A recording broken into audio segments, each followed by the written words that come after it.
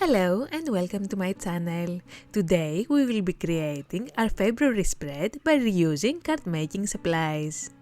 I began by stamping the background with a beautiful XOXO stamp, giving the page a delightful Valentine's vibe. To prevent smudging, it's advisable to dry your ink with a heat gun between stamping. Moreover, secure areas you don't want to paint with washi tape or scrap paper. Once my ink dried, I restamped the rest of the page. Despite the background being impressive on its own, I decided to enhance it by adding adorable animals holding heart balloons. This stamp set, purchased a while back, has been a long-awaited addition. Utilizing my new Ohuhu markers, a gift from Santa I've been dying to use, I colored the animals and hearts with different hues. I've never used alcohol marker before and I absolutely love the way they blend. I painted each animal with a different color. Inside the balloons, I wrote the syllables of February as a title. Initially, I planned to use a balloon for each letter, but I had to adapt as they wouldn't fit on my page. One thing I would do differently is to paint the hearts on the cover page in similar colors so that the letters inside could pop the same way on camera. Originally I used a rose gold marker, but I found it a bit too dark, so I replaced it with vibrant gold. And with that, the cover page is now complete.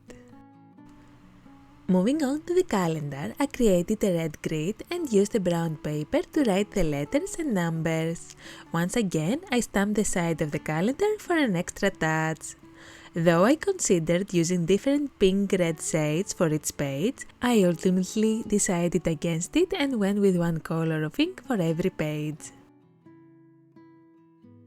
Of course, I added an adorable fox for decoration.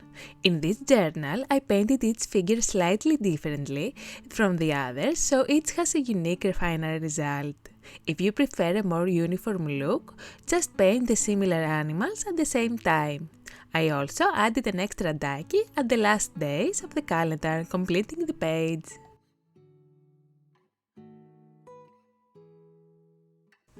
By the way, let me remind you that you can show your support to my channel by liking this video and subscribing.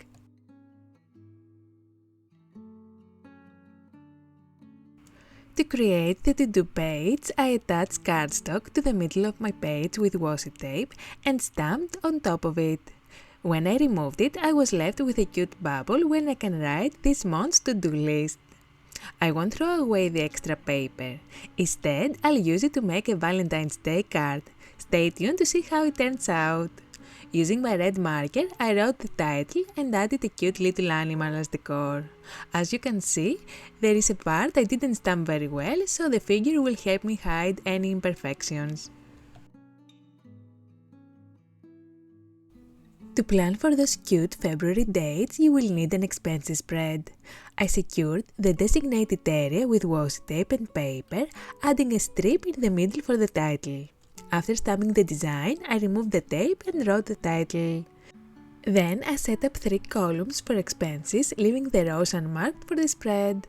Lastly, I added a cute little fox at the bottom, ensuring to glue it in a way that allows ample space for writing expenses. This time, I opted for a more orange color palette than before. Afterward, I revisited the title and defined the box with a brown marker. It was a small thing, but not having a defined box drove me nuts. I followed the same process for the second page of the expenses spread, stamping the bottom this time and adding a fluffy little bunny.